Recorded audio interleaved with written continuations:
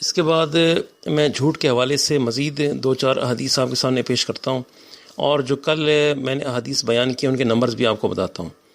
اور قرآن مجید کی آیت 119 سورہ توبہ میں ہم پڑھتے ہیں، اللہ تعالیٰ فرما رہے ہیں یا ایھا الذین آمنوا اتقوا اللہ وکونوا مع الصادقین، اے ایمان والو اللہ تعالیٰ سے ڈر جاؤ اور سچ بولنے والوں کے ساتھ ہو جاؤ۔ اور جناب نبی کریم صلی اللہ علیہ وآلہ وسلم نے فرمایا بلا شبہ سچ نیکی کی رہنمائی کرتا ہے اور نیکی جنت کی طرف لے جاتی ہے۔ بے شک آدم سچ بولتا رہے تو اللہ کے ہاں سچائی لکھ دیا جاتا ہے، یعنی کہ انسان سچ بولتا رہے تو اللہ کے ہاں سچائی لکھ دیا جاتا ہے، اور یقیناً جھوٹ نافرمانی کی طرف رہنمائی کرتا ہے اور نافرمانی جہنم کی طرف رہنمائی کرتی ہے، اور یقیناً آدمی جھوٹ بولتے رہنے سے اللہ کے ہاں جھوٹا ہی لکھ دیا جاتا ہے۔ اور یہ حدیث صحیح بخاری کی حدیث نمبر 6094 ہے۔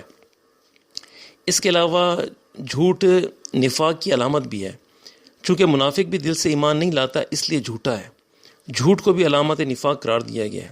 اور جناب نبی کریم صلی اللہ علیہ وآلہ وسلم کی حدیث ہے، فرمایا کہ جس شخص میں 4 علامتیں پائی گئیں وہ پکا منافق ہے، اور جس کے اندر ایک علامت ہوگی تو اس میں منافقت کی ایک علامت موجود ہوگی جب تک کہ اسے ترک نہ کرے۔ وہ خصلتیں یہ ہیں، جب اس کے پاس امانت رکھی جائے تو خیانت کرے، جب بات کرے تو جھوٹ بولے، جب عہد کرے تو بے وفائی کرے، اور جب جھگڑے تو بد زبانی کرے۔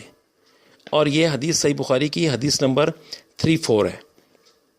اس کے علاوہ امانت میں خیانت کے علاوہ 3 باتوں یعنی کہ جھوٹ، بد عہدی اور بد زبانی یا گالی گلوچ کا تعلق براہ راست زبان سے ہے۔ جس نے ان میں سے ایک کو بھی اختیار کیا تو علامات نفاق اس میں پائی گئی۔ اچھا، بعض لوگ دل لگی کے لیے جھوٹے لطیفے سناتے ہیں یا شغلاً جھوٹ بولتے ہیں تاکہ لوگوں کو ہنسائیں۔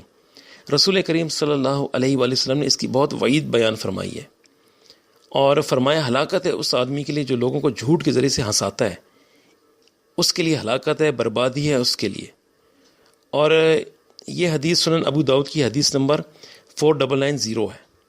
اس کے علاوہ ایک اور مقام پہ ایک اور حدیث میں فرمایا کہ میں اس شخص کے لیے جنت کے اطراف میں ایک گھر کا ضامن ہوں جس نے حق پر ہوتے ہوئے بھی جھگڑا چھوڑ دیا، اپنے حق سے دستبردار ہو گیا، اور اس شخص کے لیے جنت کے درمیان میں ایک گھر کا ضامن ہوں جس نے مذاق کے طور پر بھی جھوٹ کا ارتکاب نہیں کیا، اور اس شخص کے لیے جنت کے بلند ترین حصوں میں ایک گھر کا ضامن ہوں جس کا اخلاق اچھا ہو۔ اور یہ سنن ابو داؤد کی حدیث نمبر 4800 ہے۔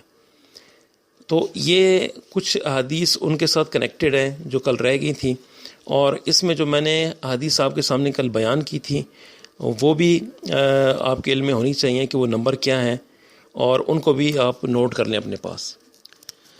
پہلی حدیث کل میں نے بیان کی تھی سیدنا عبداللہ بن عامر رضی اللہ عنہ سے کہ میری والدہ نے ایک دن مجھے بلایا۔ یہ حدیث سنن ابو داؤد کی حدیث نمبر 4991 ہے۔ اور اس کے علاوہ میں نے بیان کیا تھا کہ جس شخص نے ایسا خواب بیان کیا جو اس نے نہیں دیکھا، تو یہ حدیث صحیح بخاری کی حدیث 7042 ہے۔ اور اس کے علاوہ میں نے بیان کیا تھا سیدنا عبداللہ بن عمر رضی اللہ عنہ سے کہ نبی کریم صلی اللہ علیہ وسلم نے فرمایا سب سے بڑا جھوٹ یہ ہے کہ آدمی اپنی آنکھوں کو وہ چیز دکھائے جو اس نے نہیں دیکھی، اور یہ صحیح بخاری کی حدیث 7043 ہے۔